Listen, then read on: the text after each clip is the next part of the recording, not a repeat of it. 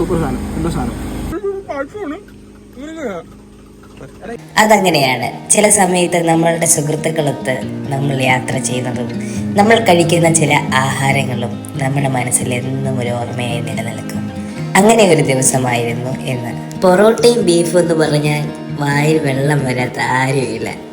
എല്ലാവർക്കും ഇഷ്ടമാണ്. എത്രയൊക്കെ കഴിക്കരുതെന്ന് വിചാരിച്ചാലും പൊറോട്ടയ്ക്കകത്ത് മൈദയാണ്, അതാണ് ഇതാണ് എന്നൊക്കെ പറഞ്ഞാലും പൊറോട്ടയും ബീഫും കണ്ടു കഴിഞ്ഞാൽ ഒരെണ്ണം മേടിച്ച് ആ ബീഫിൻ്റെ ചാറിൽ മുക്കി അങ്ങനെ കഴിക്കാൻ എല്ലാവർക്കും ഇഷ്ടമാണ്.